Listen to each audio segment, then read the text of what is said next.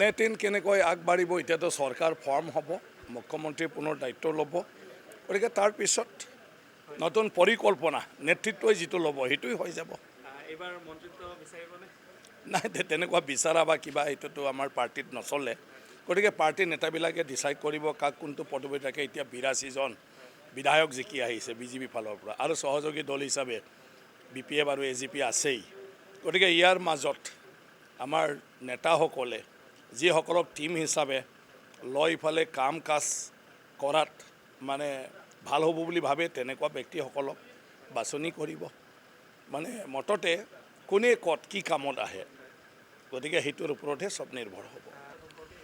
ৰাজনীতিটো ৰাইজৰ ওপৰত ৰাইজে ভাল পোৱা কাম কৰিলে সদায় যাই থাকিব ৰাইজে বেয়া পোৱা কাম কৰিলেতো আৰু ৰাজনীতি ঠিকই নাথাকে গতিকে আজি অসমত এইটোৱেই হৈছে আমাৰ নৰেন্দ্ৰ মোদী ডাঙৰীয়া হিমন্ত বিশ্ব শৰ্মা ডাঙৰীয়া বিশেষ কৰি আজি দেশৰ কাৰণে ৰাজ্যৰ কাৰণে আৰু নাগৰিকৰ কাৰণে যিবোৰ পৰিকল্পনা লৈ ফালে বিভিন্ন আঁচনি লৈছে সেই আঁচনিবিলাক মানুহৰ পচন্দৰ হৈছে মানুহৰ খুবেই উপযোগী হৈছে মানুহৰ ব্যক্তিগত জীৱনতো সহায় হৈছে তাৰ কাৰণে আজি সহায় জনাইছে আজি বেংগল মমতা বেনাৰ্জী মানুহে কল্পনাই কৰা নাছিলে ৱেষ্ট বেংগলটোত কিন্তু আজি চবে বিজেপিক সমৰ্থন কৰিলে ইয়াৰ মূল কাৰণটো হ'ল মানে তাৰ লোকেল পাৰ্টি বুলি ক'লেও